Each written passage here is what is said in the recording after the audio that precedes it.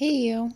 I am super excited just to be in God's presence, be alive, being able to share even more about what the Lord is saying about birthing season. And I know you might be like, oh, that was last month's word, but it's not.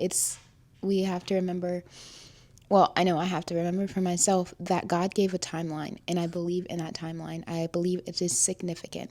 So the month of Adar is not almost over, but it's going to end. And when it ends, there is going to be the month of Nisan. That's the month of March and the beginning of April. It speaks about that in Ezra 10, and it is a beautiful time where I am in expectation. But God reminded me something about birthing season. And before I get into anything else, I just have to point out how I'm always waiting for something. Like, I'm waiting for the time to come. I'm waiting for the timeline to align. I'm waiting for the season to end so another can begin. And once I get there, then I start thinking about something else. I was driving home with my kid from picking up one of my kids earlier, and I was just so focused on getting to my other kid before, the time ran out or whatever, that I was not realizing that I wasn't being in the moment. And I know that might be easy to hear or even do when you're in a car, especially when you are trying to get somewhere at a specific time period. But it was as if the Lord was saying, this is usually how you are, always waiting for the next thing.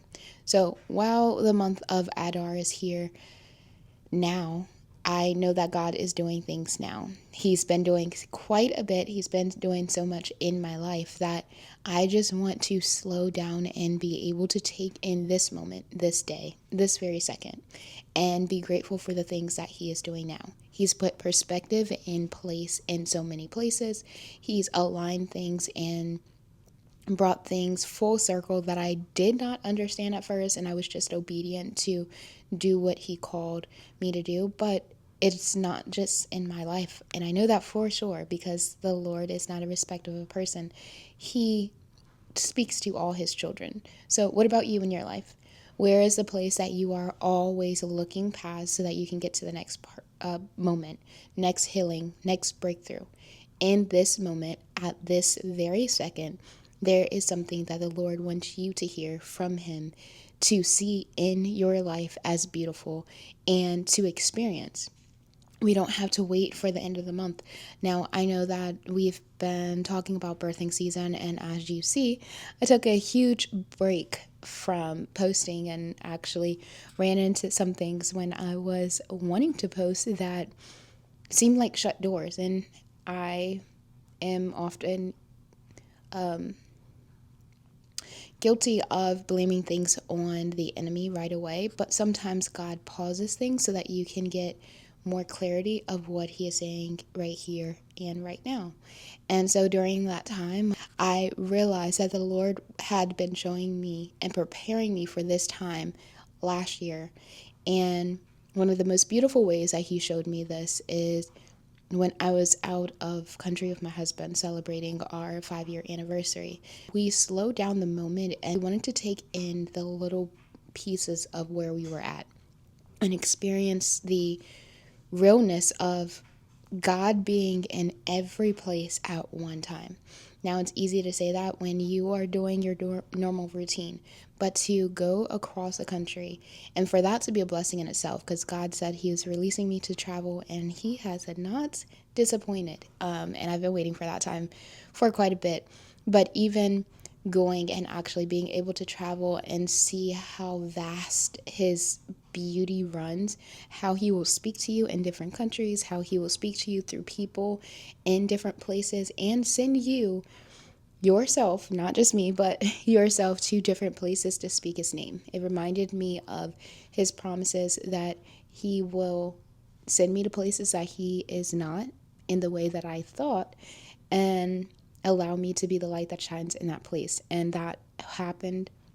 There is confirmation of something that He whispered to me last year about tearing up the foundation. And it wasn't just for me again.